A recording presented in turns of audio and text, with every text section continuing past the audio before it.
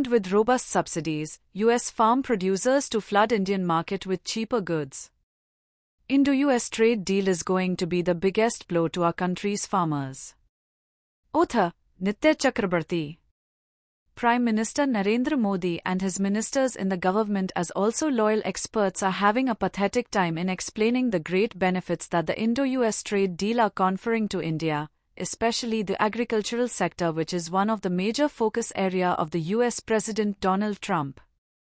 Commerce Minister Piyush Goyal is acting like a big joker as he is saying in his stage-managed interviews to the media on a daily basis that our Prime Minister has done a wonderful job in extracting maximum benefits from a recalcitrant Donald Trump.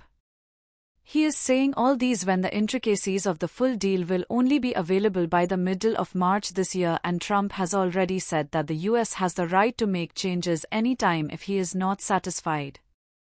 This is on line with the earlier Trump assertion, "I am the law, I decide what is right or wrong."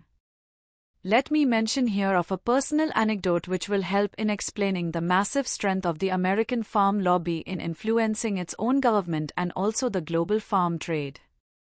In 1999 December, I attended the World Trade Organization, WTO, ministerial meeting from 30th November to 3rd December in Seattle in USA as a part of the media delegation of the Indian government. President of USA was Bill Clinton, and he addressed the conference calling for complete abolition of subsidies by the European Union countries. On the contrary, EU demanded that the US must reduce its farm subsidies since the amount was staggering 50% of the US budget, and the total US farm subsidies in 1999 was 85% of the total global farm subsidies amount. The two warring sides failed to arrive at a compromise solution, and finally the WTO conference collapsed without coming out with a joint declaration. I asked my American journalist friend why the US was so adamant on retaining all its subsidies. My friend replied, "The next presidential elections are due in 2000 November. Clinton has promised the farm lobby that he will force the EU to curb the EU subsidies. But since he failed, it will have adverse impact for the Democratic Party in 2000 elections." Exactly the same thing happened. Republicans campaigned among the vast farming community of the USA that Clinton had surrendered to the EU and the farmers are losing. Democrats lost the 2000 November elections. Junior George Bush was elected as the new president of the Republican Party. Exactly, 26 years later, the scenario in USA is no different. President Trump is facing his midterm elections in November this year. The signals are not that bright.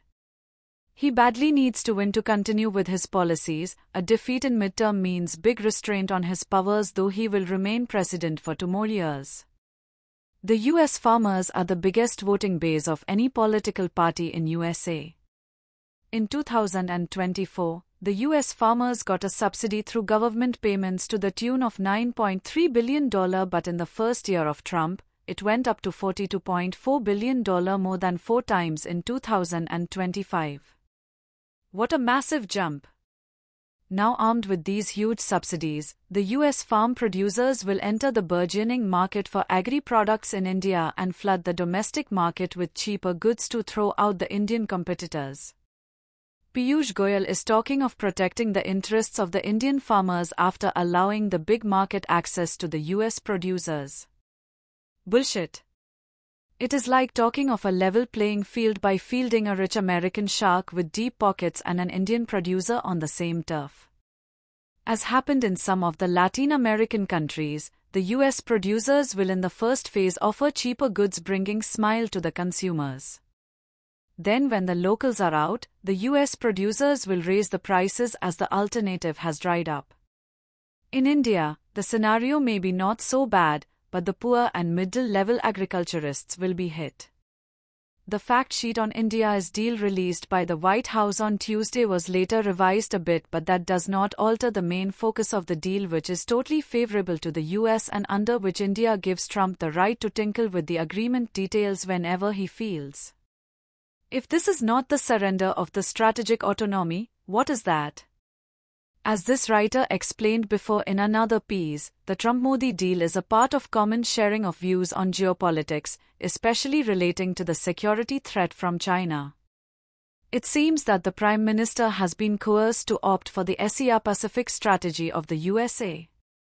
That way, the leader of the opposition Rahul Gandhi is not off the mark when he accuses the Prime Minister of surrendering the interests of the 1.4 billion people of India. Our Prime Minister had a big opportunity to emerge taller as the real leader of the global South. Unfortunately for the Indian nation, he has missed it and is now again following the old path, wooing Trump at the cost of national interests.